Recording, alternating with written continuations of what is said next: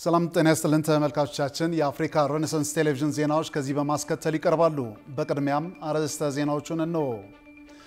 የቀይ ባህርና የአሰብ ጉዳይ ከ3 አስርት ዓመታት በላይ የኢትዮጵያ ህመም ሆኖ ቆይቷል ሲል የመከላከያ ሰራዊት ገለጸ። አምባሳደር ዮሴፍ ካሳዬ በጸጥታው ምክር ቤት ያደረጉት ንግግር በበርካቶች ዘንድ ዲፕሎማቲክ የቃሪያ ጥፊ የሚል ስያሜ ተሰጠው። ኢትዮጵያ በዓለም ከፍተኛ የሳይበር ጥቃት ከተሰነዘረባቸው ሀገራት ግንባር ቀደሟ መሆኗ ተገለጸ።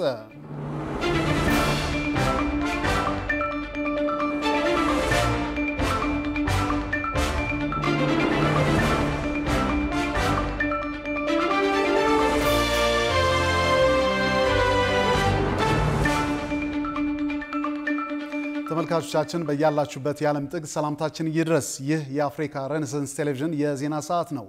የተመራረጡ ዜናዎቻችንን ወደ እናንተ እናደርሳለን። አብራችሁን እንድትሆኑ የምጋብዛችሁን የአምላክ ኃይል አለማየሁ ነኝ። አብራችሁን ቆዩ። የቀይ ባህርና የአሰብ ጉዳይ ከ3 አስርት ዓመታት በላይ የኢትዮጵያ ህመም ሆኖ ቆይቷል ሲል የመከላከያ ሰራዊት ገለጸ።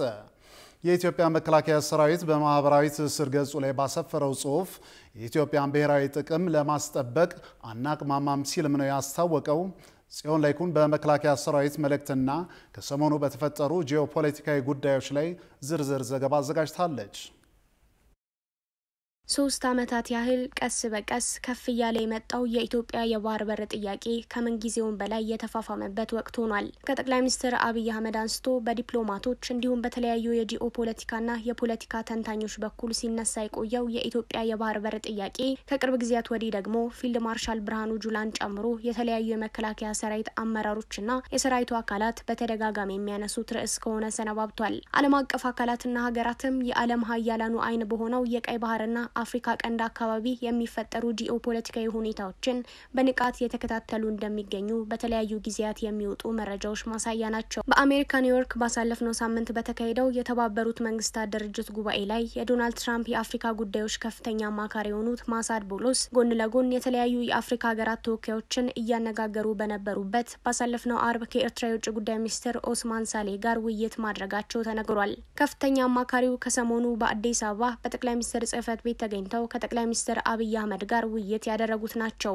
የኤርትራ የማስታወቂያ ሚኒስትር በገጹ ባሰፈረው ጽሑፍ በኤርትራና በአሜሪካ መካከል በነበረው ውይይት ላይ የኤርትራ የውጭ ጉዳይ ሚኒስትር ሀገራቸው ብሔራዊ ሉዓላዊነቷን በጠበቀ ሁኔታ በጋራ ጉዳዮች ላይ በተለይም በአፍሪካ ቀንድ በናይል ተፋሰስ በቀይ ባህር ዙሪያም ትርጉም ያለው ውይይት ለማድረግ ዝግጁ እንደሆነች መግለጻቸውን አስፍሯል። ይህንን ተከትሎ ኤርትራ ለድርድር ተዘጋጅታለች የሚሉ ንግግሮች በስፋት ተሰምተው የነበረ ቢሆንም አንዳንድ በኢትዮጵያና በኤርትራ መካከል ያሉ የኤርትራ ዲፕሎማቶች በበኩላቸው ኤርትራ ከማንም ጎረቤት ሀገር ጋር በሉዓላዊነቷም ሆነ በውሃና በአየር ግዛቷ አትደራደርም፣ በሚሊዮን ዓመታትም አይሆንም ማለታቸውን የታየው። የኢትዮጵያ መከላከያ ሰራዊት በበኩሉ ባሳለፍነው ቅዳሜ መስከረም 19 ቀን 2018 ዓ.ም በፌስቡክ ድረገጹ ላይ ባሰፈረው ጽሑፍ የኢትዮጵያን የብሔራዊ ጥቅም ጥያቄ ለመቀልበስ የውስጥ ያሰማራሉ ስላላቸውና ስማቸውን በግልጽ ስላልጠቀሳቸው አካላት ያሰፈረ ሲሆን አያይዞም የቀይ ባህርና የአሰብን ጉዳይ በዋና አጀንዳነት አንስቷል። የመከላከያ ሰራዊቱ በፌስቡክ ጽሑፉ እንዳስነበበው የቀይ ባህር ብሎም የአሰብ ወደብ ጥያቄ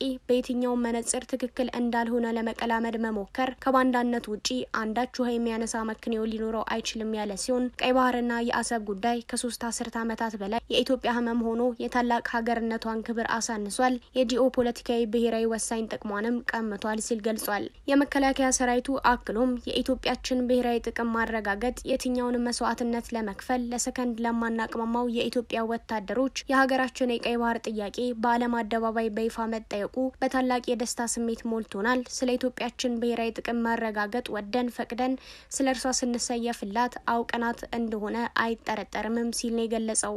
ከቅርብ ጊዜያት ወዲህ ኢትዮጵያ አጥብቃ በያዘችው ፖለቲካዊም ወታደራዊም አመራሮች አጉልተው ሲያነሱ የሚደመጡት የቀይ ባህር ወይም የአሰብ ጉዳይ ላይ ጠቅላይ ሚኒስትር አብይ አህመድ ደጋግመው እንደሚገልጹት ኢትዮጵያና ኤርትራን ወደ ድርድር ለማድረስ የሚያስችል መንገድ ይኖር ይሆን ወይንስ የሀገራቱ እጣ ፈንታ ወደ ጦርነት ይቀየር ይሆን የሚለው የብዙዎች ጥያቄ ሆኖ ቀጥሏል።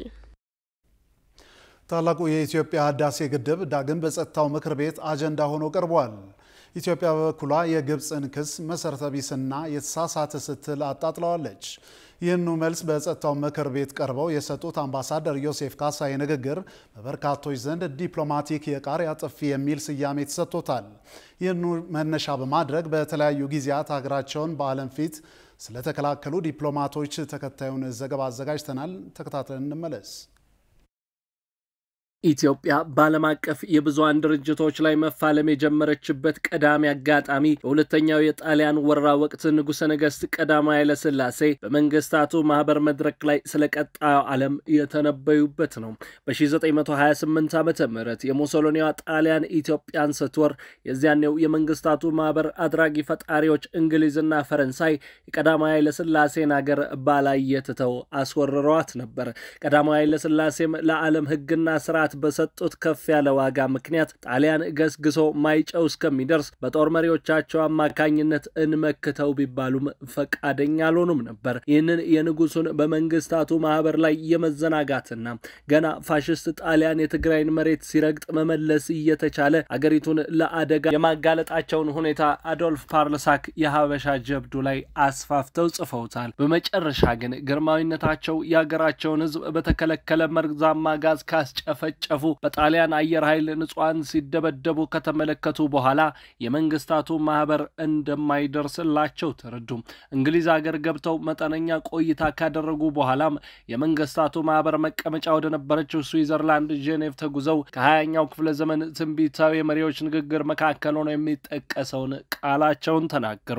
ቀዳማዊ አፄ ኃይለ ሥላሴ በዚያ ዝነኛ ንግግራቸው ሁለተኛው የዓለም ጦርነት የማይቀር መሆኑን እንግሊዝና ፈረንሳይ አድልተውለት ኢትዮጵያን ሲወር ባላይ ያለፉት የፋሺስት ጣሊያ ጦር እነርሱንም እንደሚወራቸው ተናግረው ነበር። የንግግራቸው በጥቂት ወራት ውስጥ የዓለም ሀቅ ሆኖ ታይቷል። ቀዳማዊ አፄ ኃይለ ሥላሴ በምሬት የተናገሩበት የመንግስታቱ ማህበር በሁለተኛው የዓለም ጦርነት ሰበብ ከፈረሰ በኋላ የተቋቋመው የተባበሩት መንግስታት ድርጅትም መስራች መሪ ናቸው።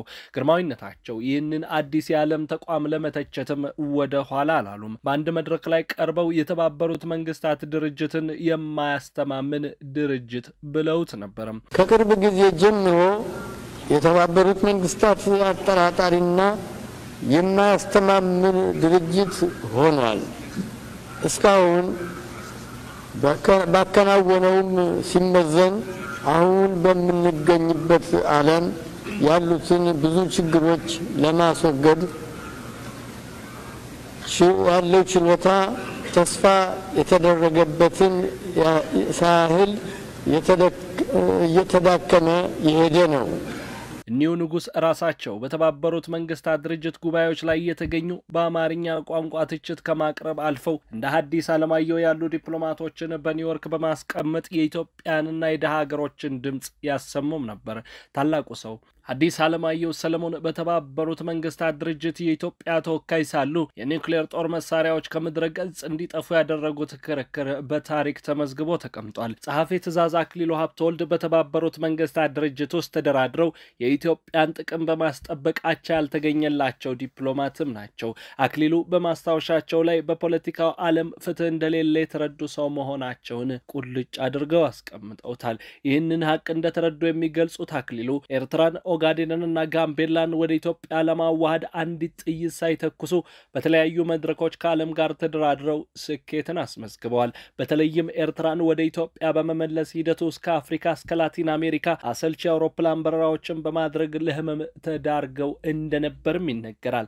አክሊሉ በመጨረሻውና ኤርትራን የኢትዮጵያ አካል ባደረገው ድርድር ላይ ከግብጽ ተወካዮች ጋር እልህ አስጨራሽ ሙግት አድርገዋል።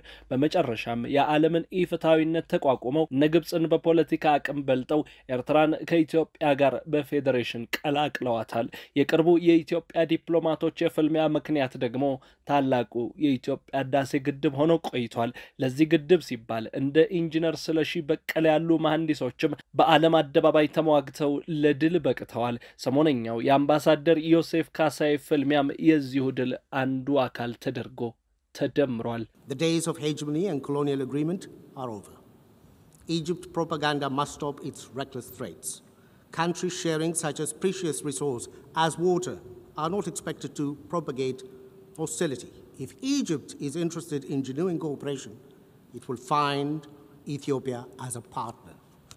Ethiopia remains hopeful to reinvigorate relations among all riparian countries of the Nile Basin based on the genuine desire for collaboration in joint development.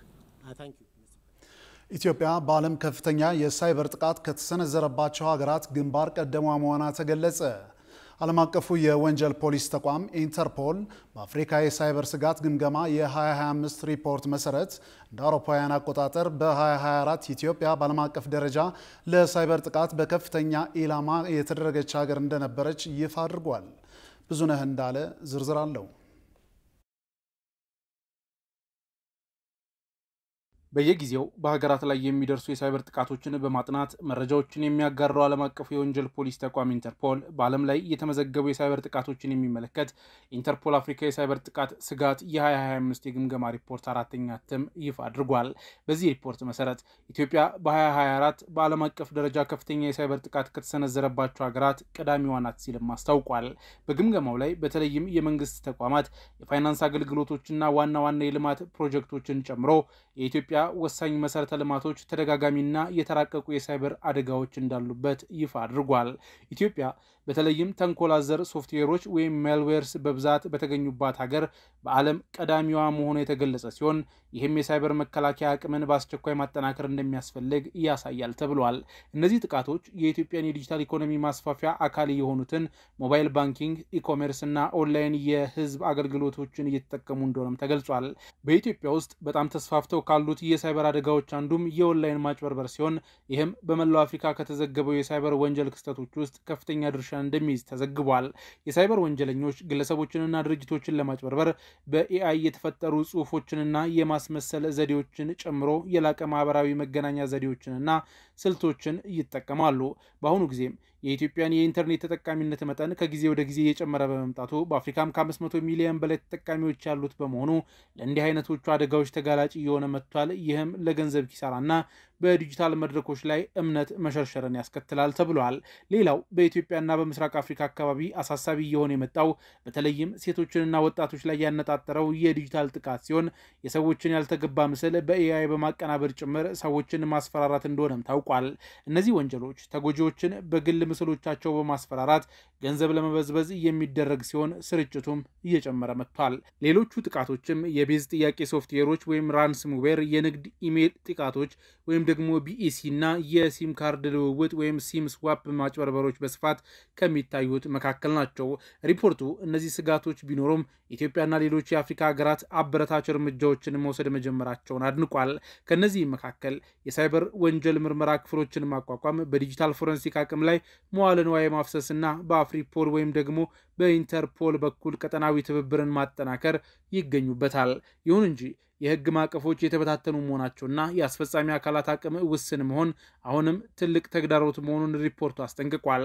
ኢንተርፖል የኢትዮጵያን የዲጂታል የወደፊት ጉዞ ለመጠበቅ መንግስት፣ የግሉ ዘርፍና የሲቪል ማህበረሰቡን ያሳተፈ የተቀናጀ ጥረት እንደሚያስፈልግም አሳስቧል። የኢንፎርሜሽን መረብ ደህንነት አስተዳደር በ2017 በጀት ዓመት 13494 የሳይበር ጥቃት ሙከራዎች መክሸፋቸውን አስታውቆ እንደነበር ይታወሳል።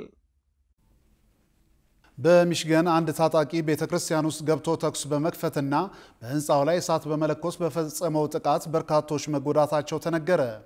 የታጠቀው ግለሰብ መኪና እየነዳ ወደ ሚሽገን ቤተክርስቲያን በመግባት ተኩስ ከፍቶ ህንፃውን ካቃጠለ በኋላ ቢያንስ 4 ሰዎች ሲገደሉ በርካቶች መቁሰላቸውን ፖሊስ አስታውቀዋል። የውጭ ትንታኔና ዓለም አቀፍ ጉዳዮች ዘጋቢያችን ቃል ኪዳን ይጥና ጉዳዩን በዝርዝር ተመልክቶታል። Flames spread quickly through this rural Michigan church. A fire so intense it prevented first responders from getting to everyone who needed help inside. በአሜሪካ ሚቺጋን ግዛት በምትገኝ ቤተ ክርስቲያን ውስጥ አንድ ታጣቂ ተኩስ በመክፈትና በህንፃው ላይ እሳት በመለኮስ በፈጸመው ጥቃት ቢያንስ 5 ሰዎች ሲገደሉ 8 ሰዎች ላይ ደግሞ ጉዳት መድረሱን ፖሊስ አስታውቋል። ባለስልጣናት እንዳሉት በዲትሪዮት ግዛት ወደ ሰሜን ምዕራብ 100 ኪሎ ሜትር ርቀት ላይ ግራንድ ብላንክ ከተማ ውስጥ በምትገኘው ሞርሞን ቤተ ክርስቲያን ላይ ጥቃቱ የተፈጸመው በመቶዎች የሚቆጠሩ ምዕመናን የእሁድ የአምልኮ ስነ ስርዓትን እየታደሙ በነበረበት ወቅት ነው። ተጠርጣሪው በሚቺጋን በርተን ነዋሪ የሆነው የ40 ዓመቱ ቶማስ ጃኮብ ሳንፎርድ እንደሆነ የተለየ ሲሆን ጥቃቱን ከፈጸመ በኋላ በቤተ ክርስቲያኗ የመኪና ማቆሚያ ስፍራ በፖሊስ በተተኮሰበት ጥይት ሕይወቱ ማለፉ ተነግሯል። ባለስልጣናት የታሰበበት የጥቃት ድርጊት ያሉት ክስተት ላይ ምርመራ ያደረጉ ሲሆን የጥቃቱ ዓላማ እስካሁን ግልጽ አለመሆኑ ተዘግቧል። የግራንድ ብላንክ ታውንሺፕ ፖሊስ አዛዥ ዊሊያን ሬን በጋዜጣዊ መግለጫ ላይ እንደተናገሩት 3 ግለሰቦች የተተኮሰባቸው ጥይት ባደረሰባቸው ጉዳት ምክንያት ሕይወታቸው አልፏል። በኋላ ላይም 2 ሰዎች ሞተው መገኘታቸውንና ሌሎች ቁጥራቸው ያልታወቁ ሰዎች ደግሞ ጉዳት እንደደረሰባቸው አዛዡ ገልጸዋል። ሪያን እንዳሉት ከቀኑ 9 ሰዓት ከ25 ላይ ታጣቂው በተሽከርካሪ ላይ ሆነው ወደ ህንጻው ሲገባ በመቶዎች የሚቆጠሩ ሰዎች በቤተ ክርስቲያኗ ውስጥ በአምልኮ ስነ ስርዓት ላይ ነበሩ። ከዚያም ጥቃት አድራሹ በቤተ ክርስቲያኗ ውስጥ በነበሩ ግለሰቦች ላይ የተኩስ ርምታ መክፈቱን አዛዡ ተናግረዋል። ፖሊስ ወዲያውኑ ምላሽ ሰጥቷል ያሉት አዛዡ ፖሊሶች ከግለሰቡ ጋር የተኩስ ልውውጥ ማድረጋቸውንና በተደረገው የተኩስ ልውውጥ ግለሰቡ መገደሉን ገልጸዋል። ሳንፎርድ የተገደለው ተኩስ በከፈተ በ8 ደቂቃዎች ውስጥ ነው በማለትም ተናግረዋል። እሳቱ መቼ የትና እንዴት እንደተጀመረ ለመለየት እየሞከረን ነው ሲሉም አዛዡ ገልጸዋል። ሆኖም ተጠርጣሪው እሳቱን ለማስነሳት ተቀጣጣይ ፈሳሽ ምናልባትም ጋዝ ሳይጠቀም እንዳልቀረ ባለስልጣናት ገልጸዋል። የፖሊስ አዛዡ ራይን ጥቃቱ በሚፈጸምበት ወቅት ህጻናትን በመደበቅ ምዕመናኑ የፈጸሙትን ጀግንነት አድንቀዋል። መርማሪዎች የተጠርጣሪውን የግል ንብረቶች እየፈለጉ ሲሆን የቀድሞ የባህር ኃይል አባል እንደሆነ በተገለጸው ግለሰብ የተፈጸመው ጥቃት ዓላማው ምን እንደሆነ ለማወቅ የእጅ ስልኩ ላይ ያሉ መረጃዎችን ፖሊሶች እየመረመሩ ነው ተብሏል። የግራንድ ብላንክ ታውንሺፕ ፖሊስ በምርመራው ላይ ድጋፍ ለመስጠት 100 የኤፍቢአይ ወኪሎች መሰማራታቸውን የገለጸ ሲሆን የአሜሪካው ፕሬዝዳንት ዶናልድ ትራምፕም የተፈጸመውን ጥቃት በተመለከተ ገለጻ እንደተደረገላቸው ገልጸው ክስተቱን በአሜሪካ በክርስቲያኖች ላይ ኢላማ ተደርጎ የተፈጸመ ሌላ ጥቃት ነው ሲሉ ትሩዝ ሶሻል ላይ ባሰፈሩ ጽሑፍ አውግዘውታል።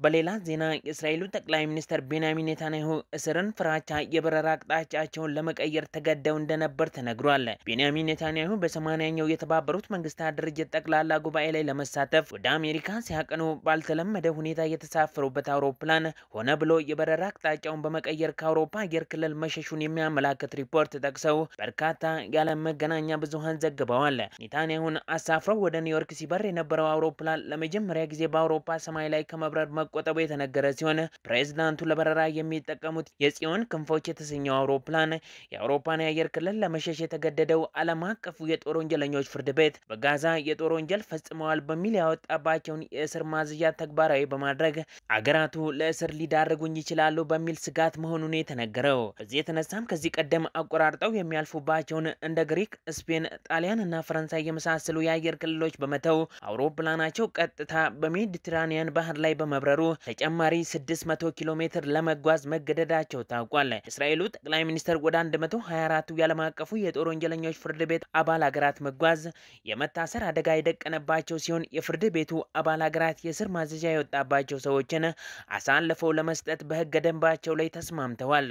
የሆነ ሆኖ እስርን ለማምለጥ የአውሮፓን የአየር ክልል በመሸሽ ተጨማሪ 600 ኪሎ ሜትር ተጉዘው አሜሪካ የደረሱት የእስራኤሉ ጠቅላይ ሚኒስትር ቤንያሚን ኔታንያሁ በተመድ ጠቅላላ ጉባኤ ላይ ንግግር ማድረግ ሲጀምሩ ከአረብ ከአፍሪካና ከአውሮፓ ሀገራት የተውጣጡ በርካታ ዲፕሎማቶች አዳራሹን ለቀው በመውጣታቸው የገጠማቸውን ተቃውሞ በማነጻጸር ክስተቱን ከእስር የማይተናነስ ነው ሲሉ የገለጹት በርካቶች ናቸው። This access threatened the peace of the entire world. ክቡራትና ክቡራን ተመልካቾቻችን አሁንም የአፍሪካ ሬኔሳንስ ቴሌቪዥን ዜናዎች እንደቀጠሉ ናቸው። ወደ ቀጣዮቹ ጉዳዮቻችን ከመሻገራችን በፊት ይፋዊ የማህበራዊ ገጾቻችንን ልናስታውሳችሁ ወደድን። በቴሌቪዥን ስርጭት ያለፏችሁን ፕሮግራሞቻችንን ከ1.7 ሚሊዮን በላይ ሰብስክራይበሮች ባሉት አርትስ ቲቪ ወርልድ የዩቲዩብ ገጻችን በኩል ልትከታተሉን ትችላላችሁ። በተጨማሪም በርካታ ተከታዮችን ባፈራንባቸው በፌስቡክ፣ በቀድሞ ትዊተር እና በአሁኑ ኤክስ እንዲሁም በቲክቶክ እና ኢንስታግራም ገጾቻችን በኩል ቤተሰብ ልትሆኑ ትችላላችሁ። ውድ ተመልካቾቻችን ከአፍታ ቆይታ በኋላ የተመራረጡ ልዩ ልዩ ስፖርታዊ መረጃዎችን ወደ እናንተ እናደርሳለን። ይጠብቁን። በኢትዮጵያ በህንፃ ግንባታ የሚደርሱ አደጋዎች ከትራፊክ አደጋ ቀጥሎ የከፉ መሆናቸው ተነገረ። ከሚያማምሩ ህንፃዎች ጀርባ የብዙ ወንድሞችና እህቶቻችን ደም ያለ አግባብ ፈሷል ሲል የአዲስ አበባ ከተማ አስተዳደር የግንባታ ፈቃድና ቁጥጥር ባለስልጣን አስታውቋል። ጌታውን አበበ ተጨማሪ አለው። በኢትዮጵያ ከትራፊክ አደጋ ቀጥሎ ጥንቃቄ በጎደለው የህንጻ ግንባታ ምክንያት በሰዎች ላይ እየደረሱ ያሉ አደጋዎች እየጨመሩና እየከፉ መሆናቸውን የኢትዮጵያ ኮንስትራክሽን ባለስልጣን አስታውቋል። ባለስልጣን መስሪያ ቤቱ ከአዲስ አበባ ከተማ የግንባታ ፍቃድና ቁጥጥር ባለስልጣን ከኢትዮጵያ ስራ ተቋራጮች ማህበርና ከኮንስትራክሽን ማኔጅመንት ጋር የግንባታ ሂደትና ደህንነትን በተመለከተ ሐሙስ መስከረም 15 ቀን 2018 ዓ.ም ባደረጉት ውይይት ላይ የአደጋው አስከፊነት ተገልጿል ሲል ሪፖርተር ጋዜጣ ዘግቧል። የባለስልጣኑ ዋና ዳይሬክተር ኢንጂነር መስፍን ነገዎ ባቀረቡት መረጃ ከትራፊክ አደጋ ቀጥሎ በኮንስትራክሽን ሳይቶች ጥንቃቄ በጎደለው አሰራር ግድፈት ምክንያት እየደረሱ ያሉ አደጋዎች እየጨመሩና እየከፉ ናቸው ብለዋል። በኮንስትራክሽን የግንባታ ስፍራዎች የሚደርሱ አደጋዎች እየታፈኑ በሽምግልናና በሌሎች መንገዶች ስለሚድበሰበሱ ለፖሊስ እየተገለጹ አለመሆናቸውን ገልጸው እየደረሰ ያለው የህይወት መቀጠፍ ጉዳይ ያሳስባል ብለዋል። ዋና ዳይሬክተሩ አክለው ከሚያልፈው ህይወት በተጨማሪ በመኖሪያ አካባቢዎች ሌሊት መሬት በማሽነሪ እየተቆፈረ ሰዎች እየተረበሹ መሆናቸውን ገልጸው የሌሊት ስራን ባለቃወምም የሰው ልጅ በሚያርፍበት ሰዓት ደህንነቱና ሰላሙን መንሳት ተገቢ ባለመሆኑ ክትትልና ቁጥጥር ያስፈልጋል ብለዋል። በተጠናቀቀው የ2017 ዓመት በጀት ዓመት ከ11 ሺህ በላይ ህንጻዎች ፈቃድ ወስደው ወደ ግንባታ መግባታቸውንና በተመሳሳይ ከ2017 ዓም ቀድሞ ወደ ስራ የገቡ ከ12000 በላይ ግንባታዎች መኖራቸውን ገልጸዋል። በአጠቃላይ በከተማ አስተዳደሩ ስር በግንባታ ላይ የሚገኙ ህንጻዎች አጠቃላይ ግምታዊ ዋጋቸው ከ500 ቢሊዮን ብር በላይ ይሆናል ተብሏል። በግንባታዎች ስፍራ በቸልተኝነት ምክንያት ሰዎች እየሞቱ ስለሆነ ችግሩን ለመለየት ባለፉት 3 እና 4 ወራት ባለስልጣኑ ጥናት ማካሄዱን አስታውቋል። በዳሰሳ ጥናቱ መሰረት የበሰበሰ እንጨት በመጠቀም ከሚሰሩ መወጣጫዎች መውደቅ፣ ለሊፍት ተብለው የተቀመጡ ክፍት ቦታዎች ውስጥ መግባትና ህንጻዎችን ተጠግቶ በሚያልፍ የኤሌክትሪክ መስመር የሚደርስ አደጋ እንዲሁም መብራት ሳያጠፉ እየሰሩ በድንገት የሚሞቱ ከፎቅ አናት ላይ ብረት ብሎኬትና እንጨቶች እየወደቁ በሚያደርሱት አደጋ ቀላል የማይባል ህይወት ተቀጥፏል ተብሏል። በግንባታ መዋቅሮች ችግር በተለይ የአፈር መናድን የሚከላከሉ መዋቅሮች ደረጃና ጥራታቸውን ተጠብቆ ባለመገንባታቸው ምክንያት ህይወት እየተቀጠፈ እንደሆነም አስረድተዋል። አብዛኞቹ የህንጻ ግንባታዎች የደህንነት እውቀት ባላቸው ይከናወናሉ ብሎ መናገር ያስቸግራል ያሉት ምክትል ዋና ዳይሬክተሩ የግል የደህንነት መጠበቂያ መሳሪያዎችን በአግባቡ አለመጠቀምና የግንባታ ባለሙያዎች ስለ ደህንነት መጠበቂያ መሳሪያዎች እውቀቱ ስለሌላቸው እየተጠቀሟቸው አይደለም ብለዋል። በአማካሪዎችና በኮንትራክተሮች የሚደረገው የቁጥጥር ማነስና ለግንባታ ደህንነት በቂ የሆነ ገንዘብ አለመመደብ ሌላኛው ችግር መሆኑን ገልጸው በዓለም አቀፍ ደረጃ የአንድ ህንጻ ግንባታ የደህንነት ውጪ ከአጠቃላይ የግንባታው ዋጋው ከ0.8 እስከ 5% የሚጠበቅ ቢሆንም በአዲስ አበባ ይህ እየተደረገ ባለመሆኑ ችግሮች እያጋጠሙ መሆናቸውን ተናግረዋል። በህንጻ ግንባታ ወቅት ከደረሱ አደጋዎች መካከል ከ2015 ዓ.ም እስከ ሰኔ 2017 ዓ.ም በነበሩት ጊዜያት ከፖሊስና ከጤና ተቋማት ተወስደው በተመዘገቡ መረጃዎች መሰረት ብቻ የ142 ሰዎች ህይወት ተቀጥፏል ተብሏል። ክቡራን ተመልካቾቻችን አሁን ልዩ ልዩ ስፖርታዊ መረጃዎችን ወደ እናንተ የምናደርስበት ሰዓት ላይ ደርሰናል። ስፖርታዊ መረጃዎቹ በባልደረባችን ዮናስ ግርማ ወደ እናንተ ይደርሳሉ። ከመረጃዎቹ ጋር መልካም ቆይታ። የአክብሮት ሰላምታችን በያላችሁበት ይድረሳችሁ። ከአፍሪካ ሬኔሳንስ ቴሌቪዥን የሰዓቱን ስፖርታዊ መረጃዎች ይዘን መተናል። መረጃዎቻችንን ከሀገር ውስጥ እናስቀድማለን። ኢትዮጵያዊቷ ብስክሌተኛ ጸጌ ካሳይ በዓለም የብስክሌት ሻምፒዮና ከአፍሪካ በቀዳሚነት በማጠናቀቅ የዓለምን ትኩረት ስባለች። ኢትዮጵያዊቷ ጸጌ ካሳይ ኪሮስ በዓለም የብስክሌት ሻምፒዮና በወጣቶች ዘርፍ ከአፍሪካ አንደኛ በመሆን የመገናኛ ብዙሃንን ትኩረት መሳብ ችላለች። በአፍሪካ ምድር ለመጀመሪያ ጊዜ በሩዋንዳ ኪጋሊ በተዘጋጀው የብስክሌት ሻምፒዮና ታዳጊዋ ብስክሌተኛ ጥሩ ውጤት በማምጣት የሀገሯን ስም ያስጠራች ሲሆን ከአፍሪካም በአንደኝነት ውድድሯን አጠናቃለች። የዓለም የብስክሌት ሻምፒዮና በሩዋንዳ አስተናጋጅነት እየተካሄደ ሲገኝ በዚህም ኢትዮጵያዊቷ የ18 ዓመት ብስክሌተኛ ጸጌ ካሳይ 74 ኪሎ ሜትር በሸፈነው የወጣቶች የጎዳና ላይ ውድድር ከአፍሪካ አንደኛ ደረጃን ይዛ አጠናቃለች። ከፍተኛ ፉክክር በታየበት በዚህ ውድድር ላይ ከዓለም 7ኛ ደረጃን ይዛ አጠናቀቀች ሲሆን ከዚህ ቀደምም በወጣቶች የግል ሰዓት ውድድር ከአፍሪካ በቀዳሚ ማጠናቀቋ ይታወሳል። ጸጌ ካሳይ ባሳየችው ልዩ ብቃት የሀገሯን ስም ከፍ በማድረግ በአፍሪካ ውስጥ የመጀመሪያዋ በመሆን ታላቅ ውጤት አስመዝግባለች። የአዲስ አበባ ከተማ ዋንጫ በትላንትናው ዕለት ጅማሮን ሲያደርግ በመክፈቻው ጨዋታ መቻል ቅዱስ ጊዮርጊስን 4-0 አሸነፈ። 19ኛው የአዲስ አበባ ከተማ ህዳሴ ዋንጫ በትላንትናው ዕለት ጥሪ የተደረገላቸው እንግዶች በተገኙበት በአዲስ አበባ ስታዲየም መካሄድ ጀምሯል። በመክፈቻው ዕለት በተደረገ አንድ ጨዋታ መቻል ቅዱስ ጊዮርጊስን 4-0 አሸንፏል። ተሸንፈዋል። ቸርነት ጉግሳ የመቻልን 2 ግቦች ሲያስቆጥር ዮሴፍ ታረቀኝና ካለን ኮፊ ቀሪዎችን ግቦች አስገኝተዋል። መቻል ተጨማሪ ግብ የሚያገኝበትን እድል ቢያገኝም መሐመድ አበራ ፍጹም ቅጣት ምት አምክኖ ሳይጠቀምበት ቀርቷል። በቅዱስ ጊዮርጊስ በኩል ግብ ጠባቂው በከኩዝ በ2 ቢጫ ካርድ ቀይ ካርድ ተመልክቶ ከሜዳ የተሰናበተ ሲሆን ከባህር ዳር ከተማ በዚህ ዓመት ወደ መቻል ያመራው ቸርነት ጉግሳ የጨዋታው ኮከብ በመባል የተሸለመ ሲሆን የ20 ሺህ ብርና የክሪስታል ዋንጫ ተበርክቶለታል። ሽልማቱንም ከቀድሞ የኢትዮጵያ ብሔራዊ ቡድን ታሪካዊ አሰልጣኝ ሰውነት ቢሻው እጅ ተረክበዋል። 6ኛ ሳምንት የእንግሊዝ ፕሪሚየር ሊግ ማንቸስተር ዩናይትድ፣ ቼልሲ እና የሊጉ መሪ ሊቨርፑል ሽንፈት ሲያስተናግዱ ማንቸስተር ሲቲ እና አርሴናል ድል ቀንቷቸዋል። በእንግሊዝ ፕሪሚየር ሊግ የ6ኛ ሳምንት መርሃ ግብር ከሜዳ ውጭ በማቅናት ከክሪስታል ፓላስ የተጫወተው ሊቨርፑል 2-1 በሆነ ውጤት ተሸንፈዋል።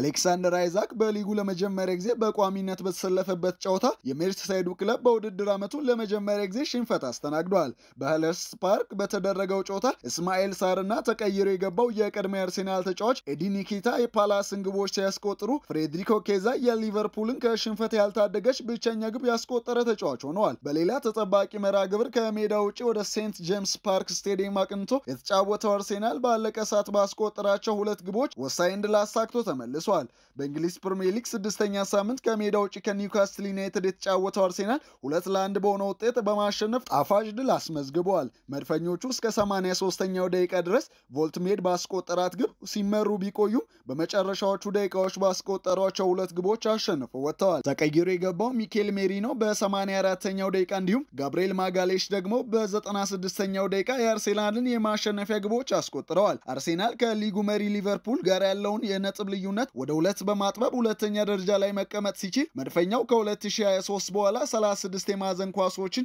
በማስቆጠር የሚስተካከለው ክለብ የለም።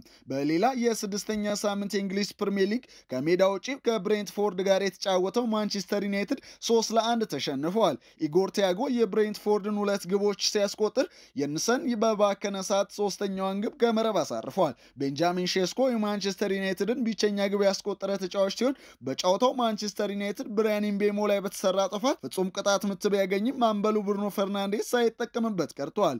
አሰልጣኝ ሩበን አሞሪም በፕሪሚየር ሊጉ ካረጓቸው 33 ጨዋታዎች ማሸነፍ የቻሉት 9ኙን ብቻ ሲሆን በ17ቱ ጨዋታዎች ደግሞ ተሸንፈዋል። 2 ተከታታይ ጨዋታዎችን በቀይ ሰይጣናቱ ቤት አሸንፎ የማያውቀው ፖርቹጋላዊ አሰልጣኝ ከፍተኛ የመባረር ስጋት እንዳዣበበበት እየተገለጸ ሲገኝ የቀድሞ የባርሴሎና ኮከብ ተጫዋችና አሰልጣኝ ዣቪ እንዲሁም የቀድሞ የእንግሊዝ ብሔራዊ ቡድን አሰልጣኝ ሳውዝጌት ከማንቸስተር ዩናይትድ ጋር ስማቸው እየተነሳ የሚገኝ ሲሆን ምናልባት ሩበን አሞሪም ከማንቸስተር ዩናይትድ ከተሰናበተ ተተኪ አሰልጣኝ ይሆናሉ ተብሎ ይጠበቃል። በሌሎች የሳምንቱ ጨዋታዎች ማንቸስተር ሲቲ በርንሌን 5-1 በሆነ ሰፊ ውጤት ሲያሸንፍ የምዕራብ ለንደኑ ክለብ ቼልሲ በበኩሉ በብራይተን 3-1 ተሸንፏል። ውድድሩ ዛሬም ሲቀጥል ግራን ፖተርን ባሰናበተ በሰዓታት ልዩነት ኑኖ ስፒሪቶ ሳንቶን የሾመው ዌስትሃም ዩናይትድ ከኤቨርተን ጨዋታውን ምሽት 4 ሰዓት ያከናውናል። በቶተንሃም እና ወልቭስ ባለፉት ዓመታት ደግሞ በኖቲንጋም ፎረስት የቆዩት አንጋፋው አሰልጣኝ ስፒሪቶ ሳንቶ ወደ ኤቨርተን ተጉዘው በሚያደርጉት የመጀመሪያ ጨዋታ ከባለሜዳዎቹ ከባድ ፈተና ይጠብቃቸዋል ተብሏል። በኤቨርተን ጥሩ ጊዜ እያሳለፉ የሚገኙት አሰልጣኝ ዴቪድ ሞይስ የቀድሞ ክለባቸውን በሚገጥሙበት ጨዋታ የተከላካዩን ጀራርድ ብሬዝዌይትን ግልጋሎት በጉዳት የማያገኙ ይሆናል ተብሏል። 7ኛ ሳምንት የስፔን ላሊጋ ጨዋታዎች ሲደረጉ ሪያል ማድሪድ በከተማ ተቀናቃኙ አትሌቲኮ ማድሪድ ሲሸነፍ ባርሴሎና ድል ቀንቶታል። በ7ኛ ሳምንት ተጠባቂ ላሊጋ መርሃ ግብር በዋንዳ ሜትሮፖሊታኖ የተደረገው የማድሪድ ደርቢ በአትሌቲኮ ማድሪድ አሸናፊነት ተጠናቋል። በድምሩ 7 ጎል በተቆጠረበት ጨዋታ አትሌቲኮ ማድሪድ 5-2 ሲያሸንፍ በጨዋታው ጁሊያን አልቫሬዝ በጨዋታና በፍጹም ቅጣት ምት 2 ግቦችን ሲያስቆጥር ሮቢን ሊሮማርድ፣ አሌክሳንደር ሶላዝ እና አንቶኒዮ ግሪዝማን ቀሪዎችን ግቦች አስገኝተዋል። ሊያን ምባፔና አርዳ ጉለር ደግሞ የሪያል ማድሪድን ግቦች ያስቆጠሩ ተጫዋቾች ሲሆኑ ፈረንሳዊው የፊት መስመር ተጫዋች ኪሊያን ምባፔ 8ኛ የላሊጋ ጎሉን ሲያስቆጥር ጁሊያን አልቫሬዝ በበኩሉ 6ኛ የላሊጋ ጎሉን ማስቆጠር ችሏል። በውድድር ዓመቱ ሁሉንም የሊጉን ጨዋታዎች በማሸነፍ 100% የማሸነፍ ንጻሬ የነበረው ሪያል ማድሪድ ጥሩ አጀማመር ባላደረገው አትሌቲኮ ማድሪድ መገታት ችሏል። አትሌቲኮ ማድሪድ ሪያል ማድሪድን በላሊጋው በዚህን ያክል የግብ ልዩነት ሲያሸንፍ ከ75 ዓመት በኋላ ለመጀመሪያ ለመጀመሪያ ጊዜ መሆኑ ተገልጿል። በጨዋታው ስፔናዊ የሪያል ማድሪድ የቀኝ መስመር ተጫዋች ዳኒ ካርቫል በቀኝ እግሩ ላይ የጡንቻ ጉዳት ያጋጠመው ሲሆን ተጫዋቹ በጉዳት ምክንያት ለ4 ሳምንታት ከሜዳ እንደሚርቅ ተዘግበዋል። በዚህ ምክንያት ሪያል ማድሪድ በቀጣይ 5 ጨዋታዎች ያለ አሌክሳንደር አርኖልድ እና ዳኒ ካርቫል ለመጫወት የሚገደድ ይሆናል። በተጨማሪም ተጫዋቾቹ ተጠባቂው የኤል ክላሲኮ ጨዋታ ያመልጣቸዋል ተብሏል። በሌላ በኩል ትላንት በተደረገ ጨዋታ ባርሴሎና ሪያል ሶሴዳድን በማሸነፍ የላሊጋው መሪ መሆን ችሏል። የካታሎኑ ክለብ 2-1 ባሸነፈበት ጨዋታ ዦል ኩንዴ እና ሮበርት ሌቫንዶስኪ ሁለቱን ግቦች ማስቆጠር ችለዋል። የሪያል ሶሴዳድን ግብ አልቫሮ አድሪሎዞላ ከመረብ አሳርፈዋል። በጨዋታው ከጉዳት ያገገመው ላሚን ያማል ተቀይሮ ገብቶ ሌቫንዶስኪ ያስቆጠረውን ግብ አመቻችቶ አቀብለዋል። በላሊጋው ምንም ሽንፈት ሳይገጥመው 19 ነጥብ የሰበሰበው ባርሴሎና ሪያል ማድሪድን በ1 ነጥብ በልጦ ሊጉን መምራት ጀምረዋል።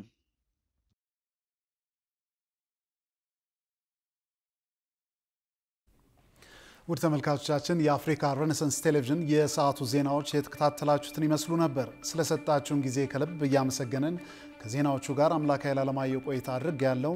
ከቀሪ የጣቢያችን ዝግጅቶች ጋር መልካም ጊዜ እንትን